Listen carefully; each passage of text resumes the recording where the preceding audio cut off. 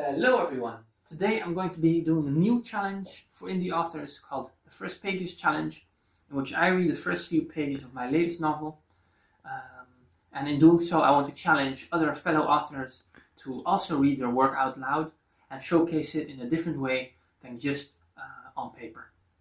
Now the book I'll be reading is The Fox's Crown, a standalone epic fantasy with plenty of court intrigue, a unique magic system, and even some cosmic horror.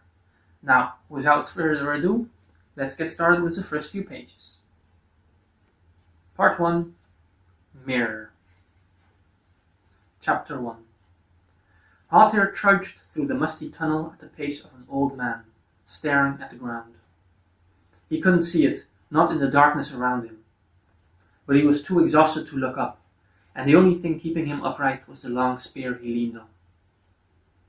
Every third step he moved it forward with a soft grunt, before forcing his aching legs to catch up. Again and again. He hoped he was close to the way out, even as he knew how foolish he was. He had no idea how high the ceiling was, or what material the walls were made of, but he knew he was going up, ascending, and eventually he would leave this lightless subterranean world.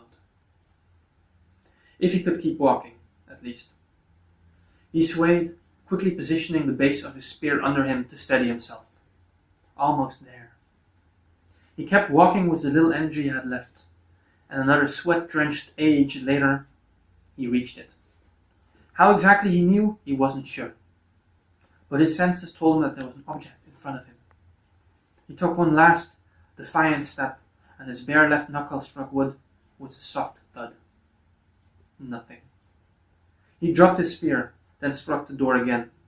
They had to let him in. He struck it again and again, until his knuckles bled. What if he didn't deserve to be let out of here? Maybe he was doomed to stay here, forever, alone, always damned for what he had done.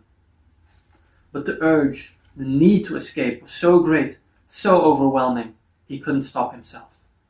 He began crying, each strike accompanied by another sob. Still nothing. He almost gave up, his mangled fingers losing their feeling. But he couldn't handle a single day more down here, in the dark, in the silence. As his skin tore, he felt the bone beneath creating a steady rhythm of knocks. Still nothing. He staggered backwards a few steps, then fell to his knees and toppled forwards, only his outstretched hands stopping him from hitting the ground.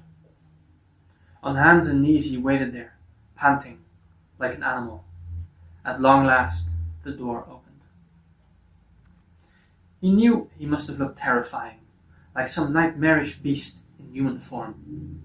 The second skin he wore was made of thick salamander hide, mottled yellow and black, slippery and reflective. And now that there was finally light to reflect, he glowed. Only his uncovered head, hands and feet betrayed that he was a man. He looked up and opened his eyes. The damp pool of the underground was now blasted away by hot air, and it took him a moment to remember where he recognized it from. Of course, the fiery warmth of a forge. Slowly he lowered his arm. When he could see again, a tall, olive-skinned man with sleek black hair came into focus. He wore an embroidered doublet, reaching down almost to his knees, and displaying two black fox heads facing one another, teeth bared. He knew he should recognize this from something as well, but from where? A visitor from the world below, said the man quietly, his voice deep and soft as satin. He was the most beautiful thing Hothair had ever seen. I survived, he whispered, unable to believe it. Still, part of him held on to his guilt, telling him he didn't deserve to get out alive, out of this dark place. Before he could thank the stranger, his consciousness slipped away. Thank you for listening to my first page.